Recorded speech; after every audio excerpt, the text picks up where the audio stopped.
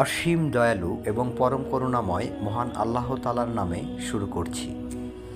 পবিত্র আল কোরআনের সবচেয়ে মর্যাদাপূর্ণ সূরা সূরা ফাতিহা এবং অন্য একটি সূরার আয়াতে আল্লাহ তাআলা এই সূরা ফাতিহাকে নামাজের মধ্যে অধিকবার তেলাওয়াত করার কথাটি উল্লেখ করেছেন।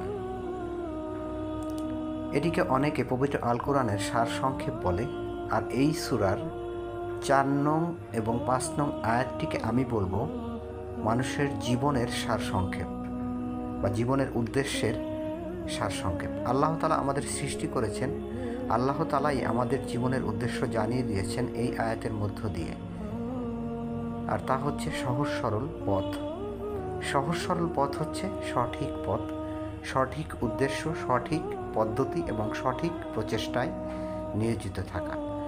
আমরা প্রতিনিয়ত সালাতের মধ্যে সবচেয়ে বেশি কোরআনের এই সূরাটি তেলাওয়াত করি, অথচ এই আয়াতটি আমরা সারা জীবন ভরেও অনেকে সঠিকভাবে উপলব্ধি করতে সক্ষম হই না। কারণ আপনি আল্লাহর কাছে সহজ সরল পথ চাচ্ছেন, আপনি যখন আপনার জীবনের উদ্দেশ্য নির্ধারণ করছেন সেটিকে একটু সহজ সরল রাখতে পারছেন কি? আমি বলবো এটি সম্ভব নয় আমাদের পক্ষে। এবং এই কারণে মহান আল্লাহ তাআলা এই আয়াতের ঠিক আগের আয়াতটিতে এটাই বলেছেন যে আমরা যেন এভাবে আমাদের স্বীকারোক্তি দেই যে আমরা আল্লাহর ইবাদত করি এবং আল্লাহর কাছে সাহায্য চাই। বিষয়টা কি কখনো ভেবেছেন এই কথার অর্থ কি? এটি কি এই নয় যে আল্লাহর সাহায্য ছাড়া আমরা যে জীবনের পথ, যে কল্যাণের পথে অগ্রসর হতে সক্ষম নই, একথা আল্লাহ তাআলা জানেন। আপনি বলতে পারেন আপনি তো চলছেন নিজের বুদ্ধিতে, কিন্তু আপনি জানেন আপনার বুদ্ধিমত্তার উপর আপনার কতটুকু নিয়ন্ত্রণ কিংবা কতদিনের জন্য? মনে করুন, মৃত্যুর পূর্ব মুহূর্তে অধিকাংশ মানুষই কিন্তু অসুস্থ থাকে, আর অসুস্থ মানুষ মানসিকভাবে সবচেয়ে বেশি দুর্বল কিংবা বিভ্রান্ত থাকে।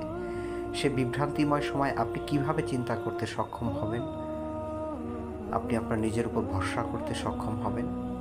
আমি বলবো এই দুটি আয়াত আপনাকে জীবনের পথ চলার জন্য এমন কিছু শেখাতে পারে যা হয়তো আপনার জীবনের জন্য, বিশেষ করে আপনার মানসিক প্রশান্তি, আপনার জীবনের সঠিক উদ্দেশ্য নির্ধারণ করতে আপনাকে সাহায্য করবে, এবং এটি আপনার জন্য অনেক বড় একটি নিয়ামত হিসাবে প্রতিষ্ঠিত হবে। একটু গভীরভাবে ভাবুন আয়াত দুটি নিয়ে, এরপর আন্তরিকভাবে আমল করার চেষ্টা করুন।